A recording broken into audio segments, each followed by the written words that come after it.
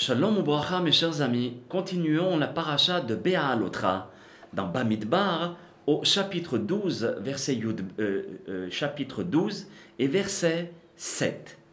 Là-bas, on a dit que Dieu témoignait en disant que Moshe Rabbeinu n'était pas comme tout le monde. Lochen avdi Moshe, bechol biti ne'eman hu. C'est un grand témoignage. Ça veut dire que Moshe Rabbeinu n'est pas comme tout le monde, c'est un homme sincère et intègre et je peux compter sur lui. On a expliqué dans la première vidéo la fusion du cœur et du cerveau et le Echad d'Akadosh Baruch Hu, le sanctuaire de Dieu. Qui était le sanctuaire de Dieu chez l'être humain? C'était le cerveau et le cœur. Car les deux ensemble composaient le nom d'Akadosh Baruch Hu qui avait pour valeur numérique 91, 26 plus 65. Donc on a dit que dans tout le corps, il y avait la Darga Demota, la force du sommeil, qui est une force de la mort, qui réside dans toutes les parties du corps, excepté le cœur et le cerveau. Alors une fois que le cœur et le cerveau, il n'y a pas la force du sommeil, ni la force de la mort qui se trouve à l'intérieur. Alors c'est pour cela qu'Akadosh Baruch Hu Shemo La'ad a choisi ces deux parties de notre cœur, de notre corps, de façon à pouvoir les sanctifier. Et tant qu'une personne vit dans la Kedusha, dans la sainteté, et dans la Tahara, et dans la sanctification, et il sanctifie, il purifie son corps avec son cœur et son cerveau, alors il peut arriver au niveau du Ruach HaKodesh, de la prophétie. Donc maintenant que ces deux parties sont très saintes, alors on peut faire résider automatiquement la croyance en Dieu, la Emouna. C'est-à-dire que la Emouna, c'est à travers un travail aussi. C'est la purification du cœur et du cerveau. Et ce qui se passe à l'intérieur du cœur et du cerveau, ce que l'on peut penser et réfléchir, il n'y a personne, même pas les anges, peuvent savoir qu'est-ce qui se passe dans ces deux parties-là.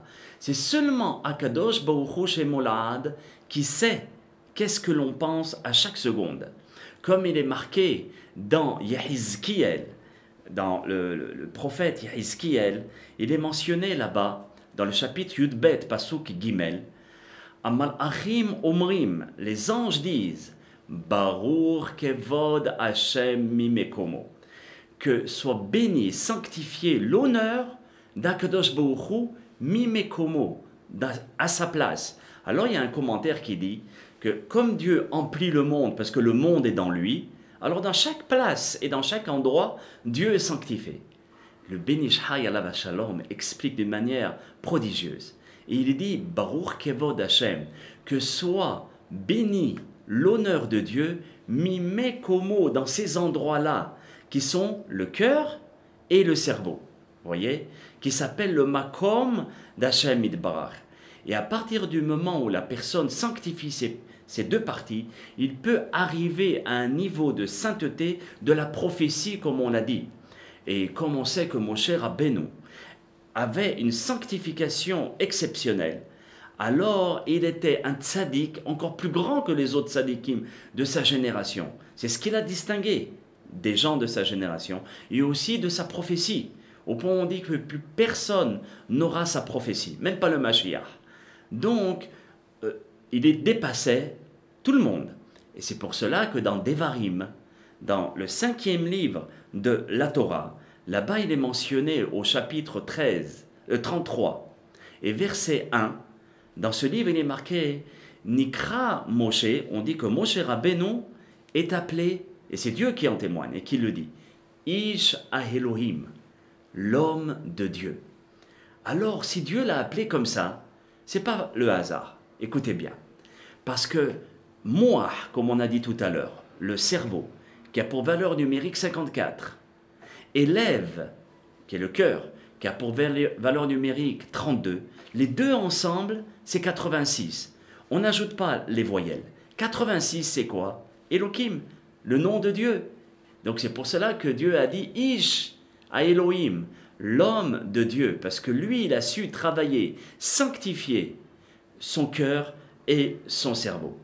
Alors maintenant, revenons au pasuk de la paracha, qui est dans Bamidbar, chapitre 12, verset 7, où Dieu dit Moshe Rabbeinu n'est pas comme tout le monde. Cela veut dire parce que lui, il a su faire un sanctuaire dans son propre corps. Et nous aussi, nous devons prendre modèle de Moshe Rabbeinu. Où se trouve la maison d'Hachem? Il se trouve dans le cœur et dans le cerveau. Où là-bas, il y a la Shekhinah d'une manière permanente. Et qu'est-ce que ça veut dire Ne'eman ou? C'est un homme, Dieu qui dit, c'est un homme que je peux compter sur lui, je peux compter sur lui dans sa Kedusha, dans sa sainteté et dans sa Tahara et dans sa purification. C'est pour cela que ce que Moshe Rabbeinu a pu atteindre comme névoie, comme prophétie, est au-delà de tous les autres prophètes. Parce qu'il a su sanctifier ces deux parties afin que ce soit la maison d'Akadosh Baruch Hu. Au point où Dieu dit que j'ai parlé avec Moshe, PLP Adar Berbo. Et c'est pour cela aussi que le Tikkun Shalem, que la réparation parfaite que nous pouvons faire en faisant les mitzvot, en faisant la tefila, la prière, elle peut être réalisée avec l'association de la Kedusha, qui sont la mahshava, la pensée, qui se trouve dans le cerveau, et la kavana, l'intention qui se trouve dans le cœur. C'est pour cela que le Harizal Akadosh, il rapporte la Gemara, et il dit comme ça, que dans la Gemara Hagiga Yudhet 18, il est mentionné, et le Harizal explique cette Gemara, il dit, sache, alors qu'est-ce que dit la Gemara? Qu'une prière sans kavana, sans concentration, c'est comme un corps qui n'a pas d'âme. C'est pareil pour une mitzvah. Une mitzvah qui n'a pas de concentration, elle est considérée comme un corps sans vie. C'est un robot. Et le Rav, le Rabbi Yosef Haïm, le Ben Ish Hai, nous dit, écoute bien, au moment où tu vas faire Netilat Yadayim, il concentre son Dvar Torah sur la Netilat Yadayim, avant de manger. Si nos sages dans la Gemara Hagiga ont instauré cette takana, ce décret, c'est parce que nous devons essayer de nous laver les mains, pas d'une manière instinctive, comme ça on se lave les mains et notre tête elle est ailleurs. Le Harizal et le Ben Ish Hai nous dit, essaye de pouvoir te concentrer et te dire, si je me lave les mains, c'est de façon à faire la volonté d'Akadosh Baruch Hu et de façon à pouvoir me sanctifier. Et qu'est-ce qui se passe si je fais Netilat Yadayim de cette manière? Les clipotes, les forces extérieures d'impureté ne viennent pas dans la nourriture. Parce que tes mains, elles sont pures, mais elles ne sont pas pures seulement grâce à l'eau, grâce à ta pensée, à ta kavana et ton cœur. À ce moment-là, tu repousses toutes les clipotes, toutes les forces impures, et tu fais place à la Kedusha, et tu formes un prix, un fruit, que le fruit de la mitzvah.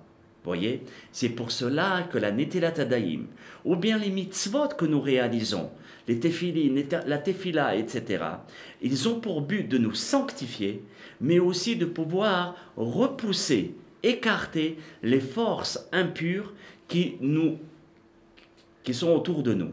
Et qu'Hachem Yitbarach Be'ezrat Hashem puisse nous aider à pouvoir accomplir les mitzvot avec notre cerveau, avec notre cœur, de façon à réaliser la mitzvah dans sa shlemut, dans son accomplissement total. Et à ce moment-là, la mitzvah, elle est couronnée grâce à notre cœur et notre cerveau, parce qu'on a fait place à la Shekhinah, la présence divine à l'intérieur de nous.